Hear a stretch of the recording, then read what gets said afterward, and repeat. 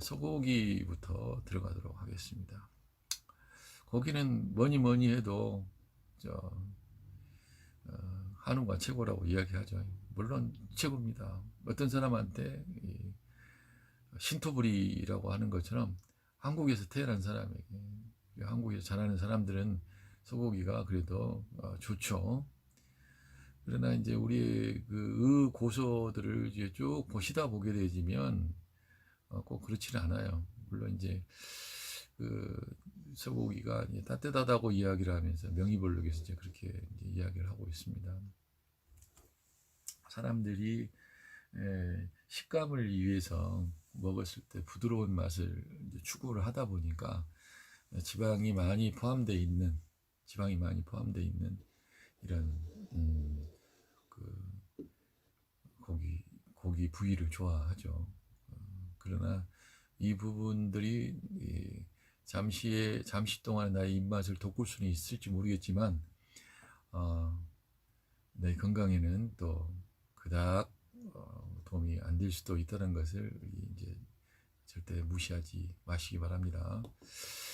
자, 소고기 여기 있었는데 조금 전에 그걸 이야기할 경우에 제가 사실 여기 있는 소고기의 영양 성분 보기 이전에 생태 환경 식재료 이 부분을 찾았는데 제가 초보 아닙니까? 온라인으로 수업하는 게 처음이라 여러분들이 좀 이해를 해주시기 바랍니다. 제가 깜빡했어요. 아무튼 그래서 국내산인지 수입산인지, 만약에 국내산이라고 한다 하더라도 이게 남방 쪽에서 제주도 정도에서 자란 것인지, 아니면 저 백두산에서 개마고원 같은 데서 큰 건지, 이 정도 이거 좀 보실 필요가 있다고 했어요. 저희 이렇게 보면은 수입산이 아니라 국내산이라 하더라도 수입산이나 국내산이면 다 땡큐 이렇게 하기보다 적어도 제주도 건지, 아니면 개마고등 건지, 울릉도 건지, 산악지대 쪽에서 큰 건지, 중부 내륙 지역에서 큰 건지, 남부 해안도로에서 큰 건지, 이런 정도는 여러분들이 파악을 하고 그것들마다 다 다를 거다라고 하는 상상을 하실 수 있어야 돼요. 그리고 만약에 수입산이라 한다면 한대지방이나 냉대지방에서 큰 건지, 아니면은 바로 열대지방에서 큰 건지, 아니면 이렇게 건조한 땅에서 큰 건지, 아니면 고산지대에서 이렇게 자란 건지, 아니면 온대지방에서 이렇게 자란 건지 정도에 대한 부분은 여러분들이 파악을 하시고, 이놈아들은 그러면 어떤 성질을 갖고 있을까? 결국엔 성질대로 노는 거거든요. 그럼 그 성질이 우리 몸속에 녹아진다 한다면 우리도 그 성질이대로 되잖아요. 혹자는 이런 이야기를 해요. 무슨 뭡니까, 요즘 애들이 그냥 굉장히 반항기가 많고 굉장히 여기저기 막 대가리로 받는다고 이야기해요. 머리로 받는다. 왜 그러냐? 이게 막 받는 그 소젖을 너무 먹고 크다 보니까, 우유를 먹고 크다 보니까 그런 것이 아니냐, 이제 그렇게 이야기를 하기도 합니다. 아유, 우리 홍민숙 선생님 이제 들어오셨네. 예. 아무튼 다시 한번 환영하고요. 좀 늦게 들으셨던 분들 같은 경우는 다시 이제 처음부터 아마 켜질 거예요, 내용이. 그러니까 차근차근 아마 들어오시면 될 것 같습니다. 내용을 보시다가 혹시 궁금한 사항이 있으면 얼른 질문하세요. 그러면 제가 질문을 하면서, 그렇게 뭐 기다리시지는 않았겠지만 제 얼굴 다시 한번 이렇게 보여드리도록 하겠습니다.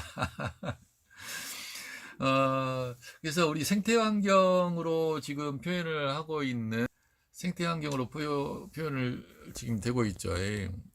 생태환경으로 표현되고 있는 국내산과 수입산이나, 이게 평야에서 자랐느냐, 고산지에서 자랐느냐, 습늪지에서 자랐느냐, 사질토에서 자랐느냐, 강에서 자랐느냐. 강에서 자라는 소도 있어요. 물소 같은 거. 바다에서 자라는 소는 없어요. 안 크고 있는 것은 없지만.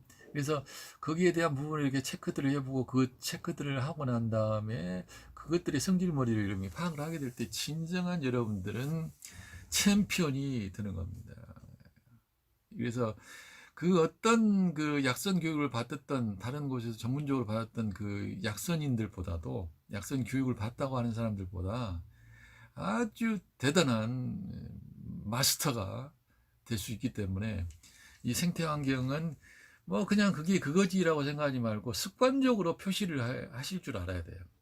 표시를 하실 줄 알고 만약에 여러분이 소고기를 구입을 했는데 방목에서 키운 거다 그 식재료가 방목에서 키운 거다 한다면 이 양지의 지상부위겠죠. 그러나 만약에 사육한 것이다 그렇다 한다면은 음지에서 큰 거예요. 그 음지에서 불 켜놓고 큰 거 아닙니까? 그리고 그 음지에서 온갖 악취를 좋은 공기가 아니라 악취를 맡으면서 큰 거란 말이에요. 그 악취도 그냥 잠시뿐만이 아니라 태어나서부터 죽을 때까지 그 악취 속에서 자라는 고기를 먹는 거랑 마찬가지가 되거든요. 그리고 이제 조금 더 전문적으로 들어가게 될 때 여러분들이 이 소고기는 그 영양 성분들을 파악을 할 필요가 있습니다. 여기서는 이제 아주 피상적인 건데 소고기의 부위가 각각 다 다른데 여기서 이제 대표적인 그 사람들이 가장 선호한 육고기 부분을 60g을 놓고 봤을 때 열량은 어느 정도 되고 탄수화물 여러분 연습을 많이 했기 때문에 그건 잘 아시리라고 생각합니다. 그리고 봄, 여름, 가을, 겨울의 채취를 어떤 시기에 그 도축을 했느냐 이 부분도 여러분들 보실 줄 알아야 되고 어느 나라 어느 지역에서 큰 것에 따라서 내가 생각할 때는 이런 성질을 갖고 있다.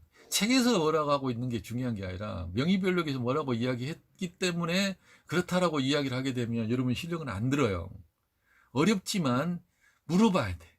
어렵지만 내가 먹는 이 소고기는 과연 차가울까? 시원할까? 따뜻할까? 뜨거울까? 아니면 평할까? 그래서 나름대로 결정을 하고 해보고 시간 날 때마다 좀 알 것 같은 사람한테 같이 물어보고 이야기를 해보시는 것도 굉장히 좋아요. 이 권정희 선생님께서 과연 방목이 있을까요? 우리나라에는 없는 걸요? 라고 이제 말씀을 하시는데 방목하는 게 있습니다. 완벽하게 방목을 하고 있는 건 아니에요. 이제 서산 같은 경우에 보게 되어지면 그리고 소규모의 그 자기들끼리만 먹기 위해서 그리고 예약제, 계약제로 해서 키우는 그러한 소 같은 경우는 거의 100% 방목을 해서 키우기도 합니다. 여름과 가을까지는요. 봄, 여름, 가을까지. 겨울은 여전히 이제 사육지로 들어와가지고 거기서 키우는데 다른 사료는 안 먹이고 건초를 먹이면서 키우고 있기도 하죠. 제주도에도 있는지 없는지는 그건 제가 잘 모르겠어요. 제가 아직까지 제주도까지는 가면서 이제 보는 서산 같은 경우는 차를 타고 돌아다니면서 보다 보니까 이게 방목에서 키우더라고요. 그리고 그런 것들을 이제 봤는데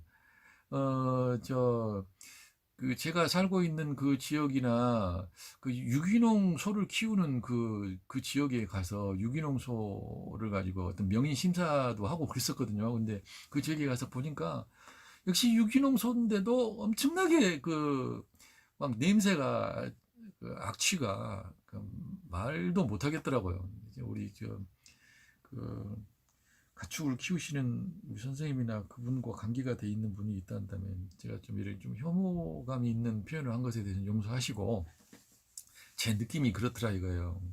그러니까 우리가 식재료를 알아간다라고 하는 차원에서는 조금 더 자세히 알아둘 필요가 있을 것 같아서 제가 사실적으로 표현을 해보는 거예요.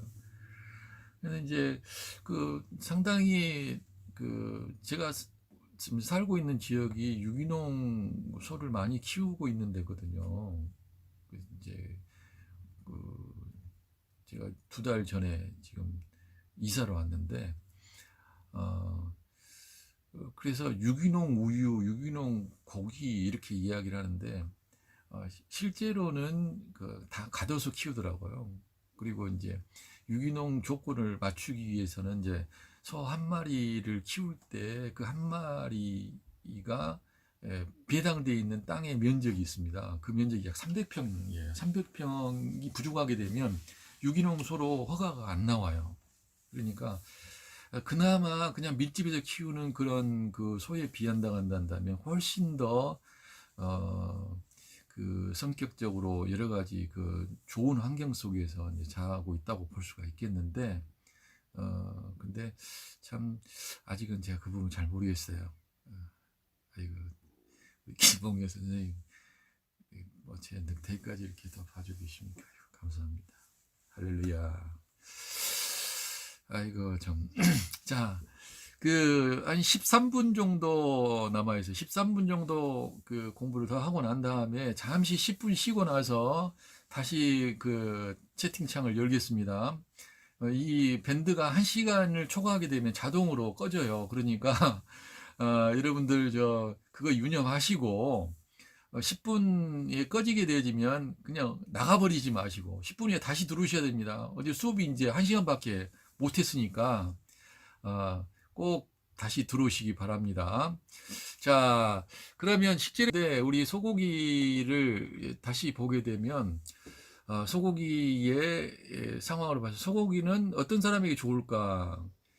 그 양이한 사람들이 좋겠죠. 왜냐하면 이 자체가 그 기운을 보강하면서 양기 보기하고 건비한다라고 하는 것이 비장을 세운다는 거거든요. 근데 비장을 세울 때 일반적으로는 비양을 세워요. 양을 양기 비장의 양기를 세우기 때문에 그리고 양기는 기운 기자와 거의 같이 사용이 되어집니다.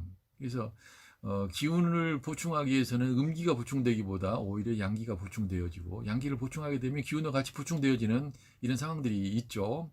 그 다음에 근력을 강하게 만드는 것도 기운과 양기와 관련되어져요. 그렇기 때문에 소고기는 바로 양을 보호하는 쪽에 더 강하다. 그리고 기를 보호하는 데 좋겠고, 습열이 있고 담습이 있는 데는, 아니 습열이 있는 데는 사용하게 되지면 안 돼요. 이 양기가 들어가기 때문에 이 열이 더 올라가서 이 습한 것이 위로 더 상충해서 머리를 더 혼돈스럽게 하게 되어지게 되고, 열감을 더 느끼게 하는 일이 발생될 수가 있어요. 그러나 담습이 있는 경우로 인해 가지고 양기가 허해서 담습이 있다든지, 기가 잘 돌지 않아서 담습이 생성된 거라든지 하게 되면, 그런 차원에서 봤을 때는 담습이 있는 경우에도 소고기가 좋죠. 그리고 담습이 있으면은 비장이 약해져요. 그래서 비장이 운하 공능이 약해지기 때문에 비장을 세운다는 이야기는 곧 담습을 좋게 한다라고 하는 이야기도 될 수가 있습니다. 그리고 또 이렇게 하다 보면은 그 어혈들, 혈어라고 하는, 어혈이 아니라 혈어예요. 혈액이 잘 돌지 않는다라고 하는 것을 이제 혈어라고 이야기합니다.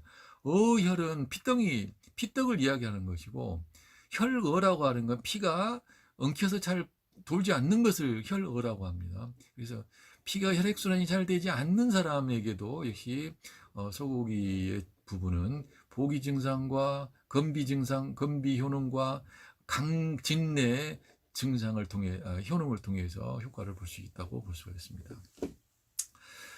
이제 거기에 대한 부분을 설명을 하고 있어요. 그 다음에 이제 같이 쓰면 좋은 건 뭐 구기자, 대추, 빈혈이 있는 사람은 구기자와 대추를 같이 소고기하고 사용을 하게 되지면 좋겠죠. 기운이 약한 사람, 말 그대로 사지가 항상 무겁고 아침에 일어나기가 죽을 만큼 힘든 그런 사람들 같은 경우는 소고기에다가 황기를 같이 사용을 하게 되면 그 기운을 복돋는데 도움이 되겠습니다. 기운을 복돋고 근력을 강하게 하면서 운하功능을 막강하게 되면 기운은 생기거든요. 자, 우리 김전 선생님 잘 보신다고요? 작가에 금방 이제 한 10분 남았으니까 저 볼을 꼬집으면서 좀 다시 한번 기운을 내시기 바랍니다. 소고기와 계란을 같이 쓰는 거, 소고기와 감자를 같이 쓰는 거 참 좋습니다. 소고기 스테이크 하는데 옆에다가 감자 같이 올려서 넣는 것도 굉장히 좋죠. 그렇게 되어지면 그 감자의 엽산이 영양을 골고루 잘 흡수할 수 있게 해가지고 또 이 위 점막을 보호해서 흡수를 잘 돕는 그런 역할을 합니다. 이렇게 계란을 같이 쓰게 되어지면 신진대사를 조절해 가지고 바이러스 침입을 막는 그런 능력이 증강이 되고요. 샐러리는 뼈와 근육을 튼튼하게 하고, 양파는 노화, 세포 노화를 막고 신체를 튼튼하게 합니다. 가지와 함께 먹게 되어지면 체력이 증강되지죠.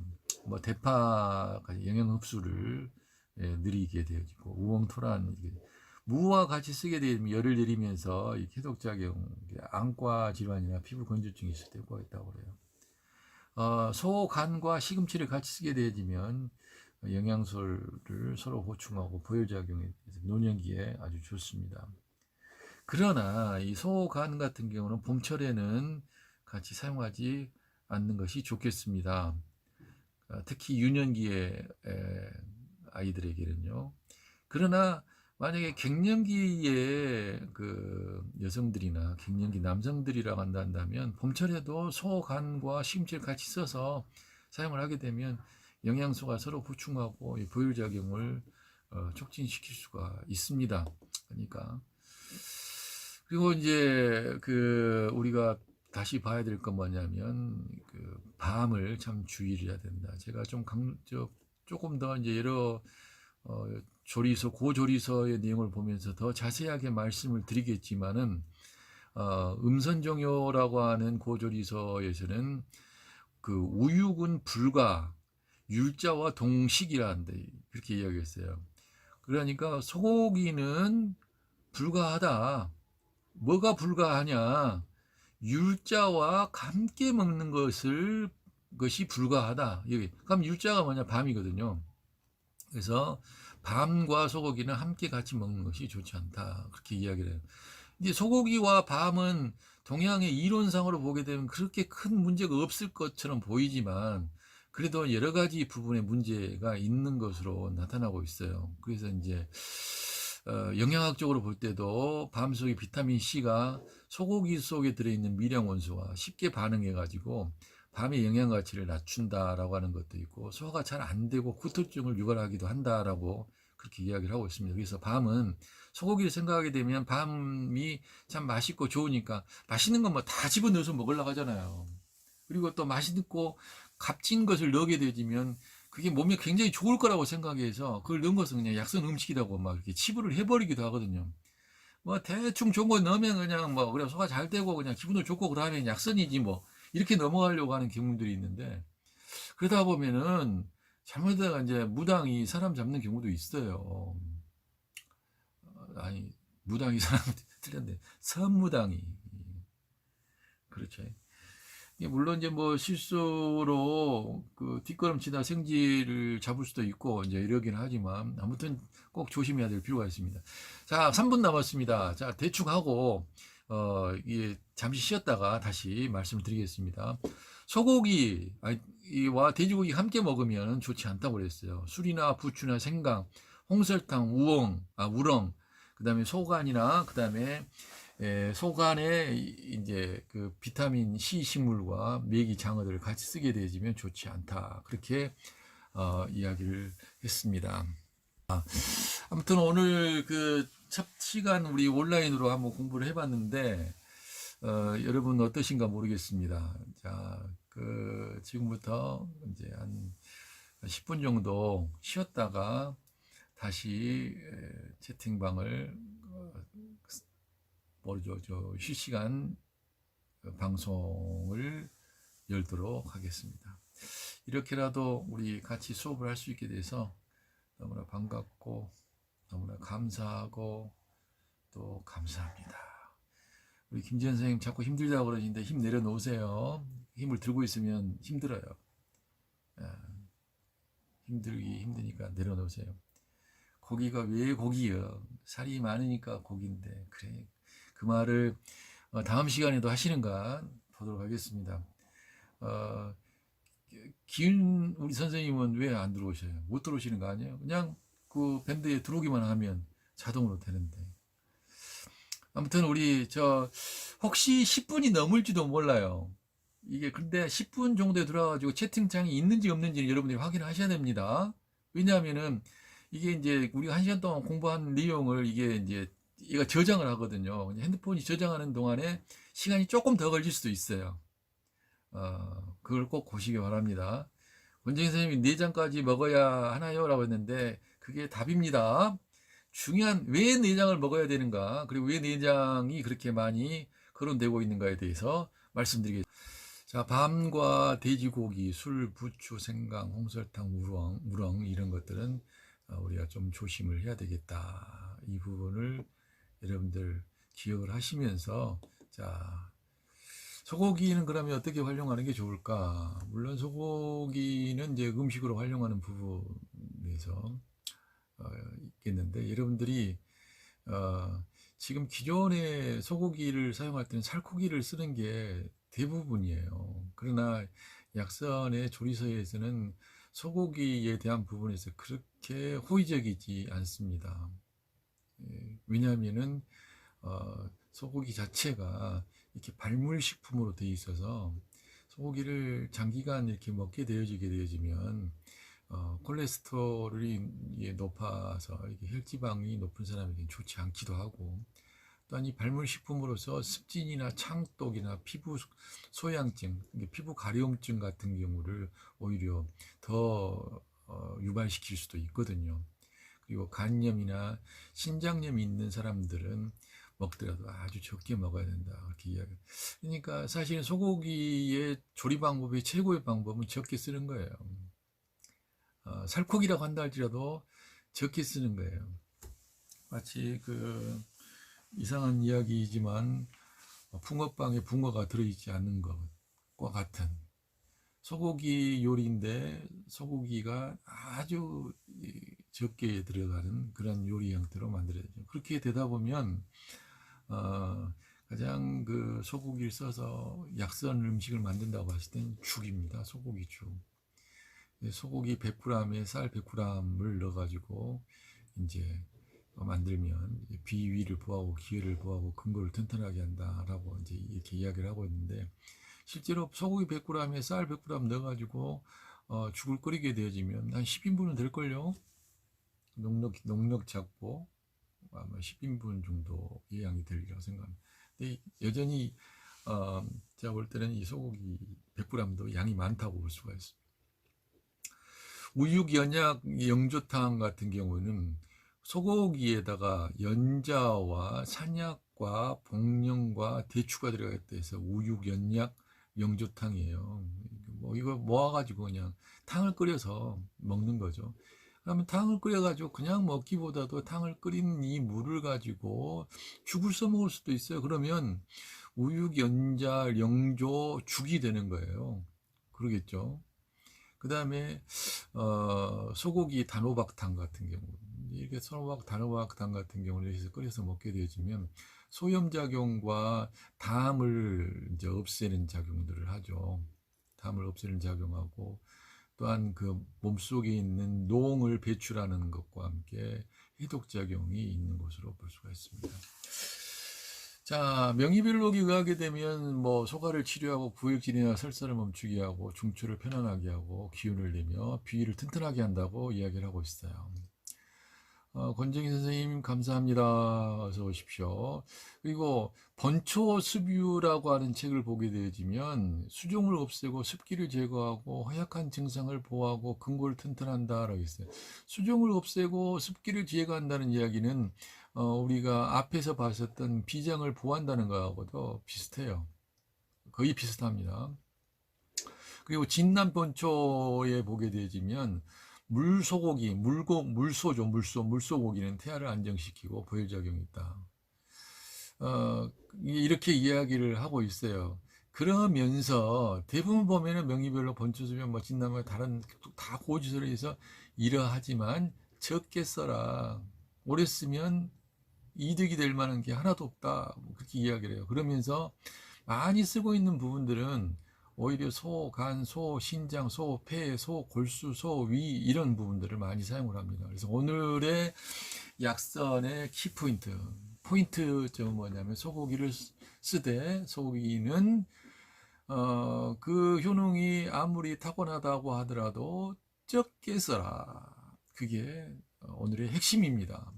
적게 쓰고 만약에 이걸 질병을 치료할 목적으로 약선적으로 건강을 증진을 할 양으로 쓰려고 하게 되어지면 바로 소의 부속물이라고 이야기하는 소의 오장육부를 적절하게 잘 사용하는 것이 오늘의 답입니다.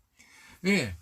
그 이야기를 하려고 제가 앞에서 뭐 수렵 채집 이야기하고 우리의 몸은 어찌 보면 소고기에 더 호의적이기보다는 육고기에 더 호의적이기보다는 오히려 곤충 쪽에 더 호의적일 수 있다. 뭐 이런 이야기 했잖아요. 권정희 선생님 소골수까지 그랬는데 소골수 엄청 맛있습니다. 소골수가 오히려 더 다른 고기보다 개인적으로 먹어봤을 때는 더 담백하고 식감도 그렇게 떨어지지 않고 좋더라고요. 정 먹기 힘들면 그걸 살짝 익혀서 먹는 방법도 있지 않겠느냐. 그러다 될 땐 소골수 보면 우리 두뇌가 약한 사람이라든지 골수 기능이 약한 사람이라든지 이 골수는 신장하고 밀접한 관련이 있거든요. 심장이 아니라 신장 여기 신장과 아주 밀접한 관련이 있거든요. 그렇기 때문에 상당히 좋은 거라고 볼 수가 있습니다.